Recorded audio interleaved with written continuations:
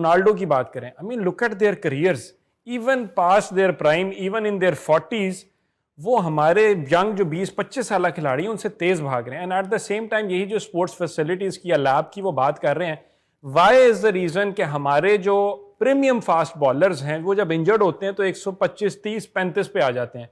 Stark injured हुआ तो वही 150 पे वापस आया, वुड इंजर्ड हुआ तो वही 152, 53 टच कर रहा है, आर्चर हुआ वो उसी के ऊपर पेस के ऊपर बॉल कर रहा है, बोल्ट को देख लें आप, ये सारे बड़े प्लेयर थे, ये सारे आदमी इंजर्ड हुए वापस आए उसी पेस के साथ, उसी रिदम के साथ। बिल्कुल ऐसी है।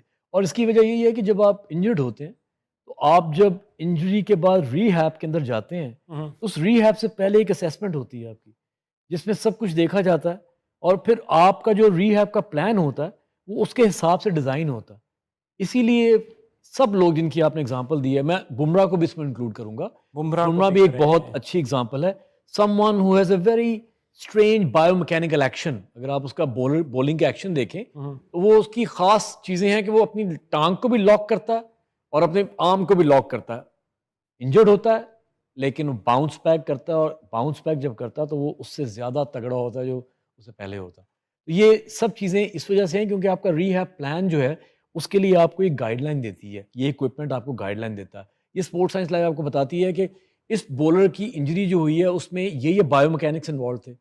ये एंगल्स के इश्यू थे।